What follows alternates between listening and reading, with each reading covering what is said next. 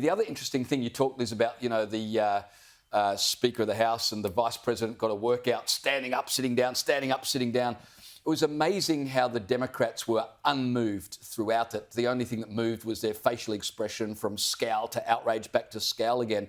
And you showed that clip where Trump said he's going to end the mutilation of children in the name of gender ideology, because he wants every American child to know you're exactly the way God intended you to be. You're perfect.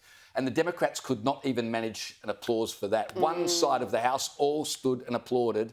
The other side, no, they are so committed to their fetish for transgender as it relates to kids. They couldn't even applaud that statement, which I think every single parent would say, thank God we've got someone in the White House who's speaking some truth like that. Compare and contrast, though, with the Democrats. I mean, while Trump is a brilliant communicator and proved that in a 1 hour and 40-minute speech today, the Democrats, man, they are terrible at communication. So bad, they can't even come up with their own lines. They've released a video, first one or two Democrats, but then it became clear it's not just one or two. We've got more than 20 Democrats all posting videos, all not just hitting the same talking points, they're all saying exactly the same words. Have a look at this. When I win, I will immediately bring prices down starting on day one. That ain't true. That's what you just heard. Since day one of Donald Trump's presidency, prices are not down, they're up. Inflation is getting worse, not better. The prices of grocery, gas, housing, eggs, of essentials, it's not getting better. It's getting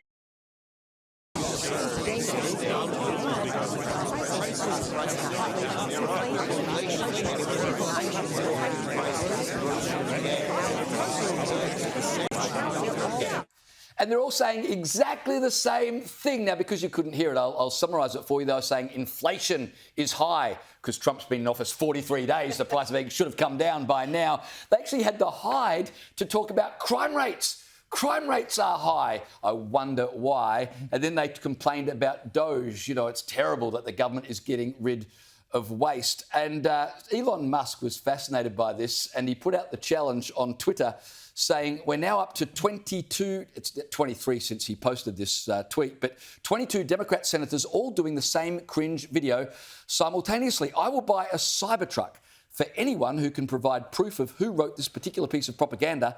First person to post proof in the replies to this post gets the truck. Not a bad incentive to do a bit of digging. But, I mean, you couldn't on the same day have a greater contrast between why Trump is so successful and why everybody hates the Democrats. Trump is a great communicator, speaks from the heart. He's telling his story. The Democrats are just parrots repeating lines that someone else anonymously in the shadows has written for them. Zero authenticity. They clearly don't know how to respond to Trump.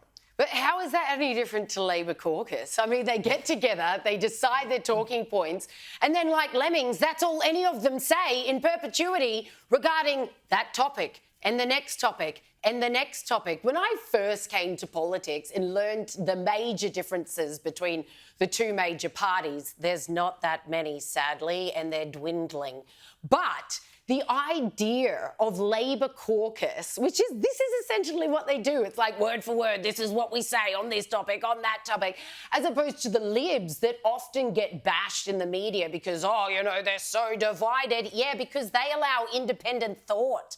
They allow the people, members of the same party, to have vastly different opinions on the same issues. So here you've got the Dems, and this was obviously intended to be a stunt. It wasn't an accident that they were word for word using the same clip of Trump, word for word responding to it. And I tell you what, someone did take Elon Musk up on his offer. I don't know what his name is because his X account is anonymous, but he found out who wrote it. It's a guy, a Democrat senator, Cory Booker. And Cory Booker, having been then exposed, tweeted, "Clearly you are triggered by the truth." He's speaking back to Elon Musk.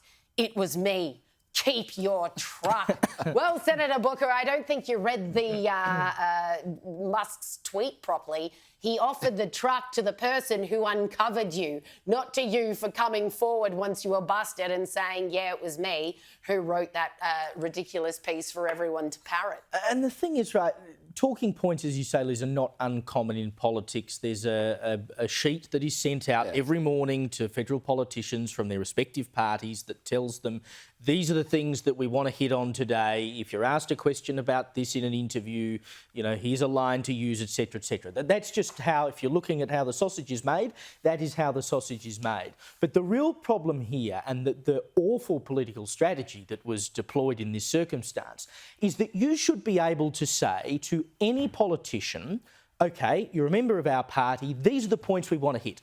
And they should be able to take those points away and then create a video or a speech or whatever it might be from their own head about that. Like, they should have independent thoughts along party lines generally about an issue. So if you said as a strategist to all of the senators, we want you to do a video on XYZ, they should just be able to go and do it.